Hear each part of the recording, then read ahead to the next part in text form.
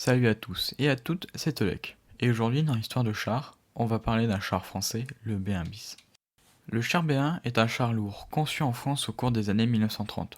Ce char est souvent appelé improprement Renault B1, mais Renault n'en était que le plus gros producteur. Le B1 fut développé et produit par un ensemble de sociétés, FAMH, FCM et AMX, sous la direction technique de l'Arsenal de Reuil.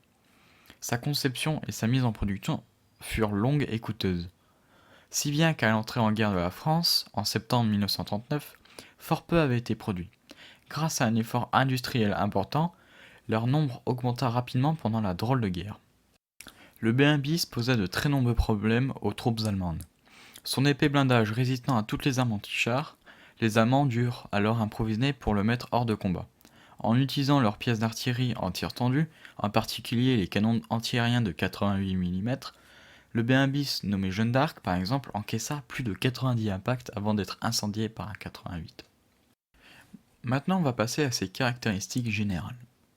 En type de char, c'est un char lourd. Il a été utilisé de 1939 à 1944 par la France et le Reich allemand. Il a été utilisé durant la Seconde Guerre mondiale. Son année de conception est de 1934.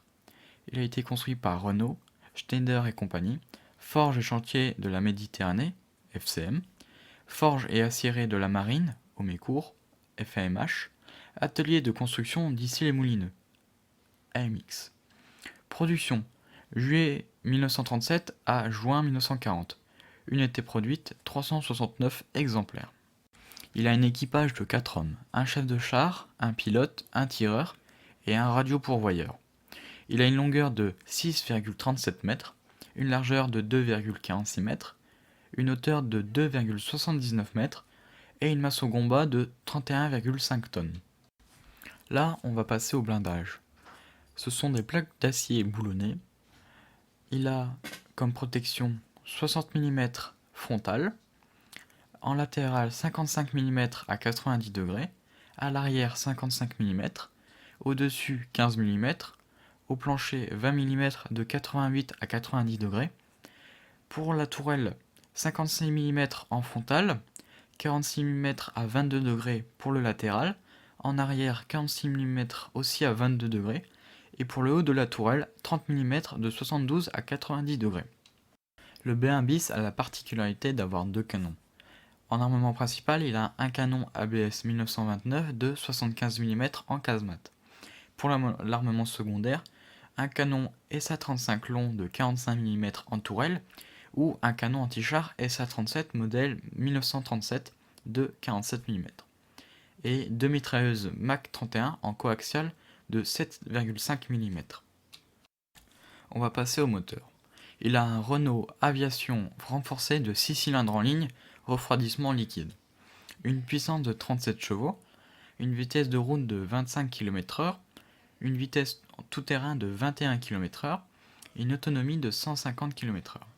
Le B1 bis avait une drôle de particularité car ses chenilles étaient différentes des autres, ce qui lui permettait d'avoir une meilleure mobilité en tout terrain, mais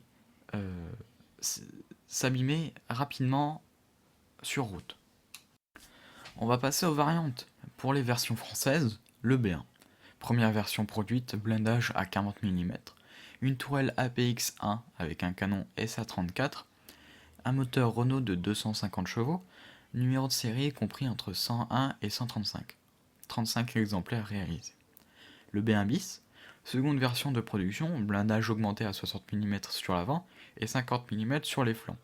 Tourelle APX-4 avec canon SA-35, moteur Renault de 300 chevaux, numéro de série compris entre 201 et 856, en fonction des différents constructeurs. 369 exemplaires réalisés. Le B Inter, troisième version dont la production aurait dû commencer lors de l'été 1940. Canon de 75 mm avec un pointage en azimut de 10 degrés.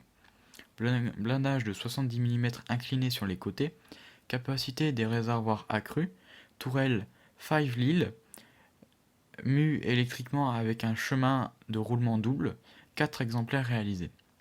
Le B2 et le B3, projet de char blindé à 50 mm, abandonné du fait d'une masse avoisinant les 45 tonnes. Le B40, projet d'amélioration du B inter, avec des blindages frontal et latéral portés à 80 mm, et un canon de 105 mm au lieu du 75, prévu également avec un canon de 75 mm en tourelle. Le B1 bis FFI, 15 chars réalisés à partir de 42 carcasses abandonnées par les Allemands et réparées dans les usines Renault à partir de 1944.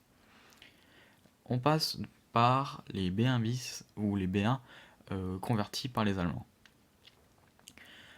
Le Flammpanzer B2, conversion du B1 bis en char lance-flamme, le 10,5 cm leichte Feldhauptdice B2, 16 exemplaires. C'est un canon automoteur si je ne dis pas de bêtises. Voilà, c'est la fin de la vidéo. Proposez-moi en commentaire un char que vous aimeriez que je parle en vidéo.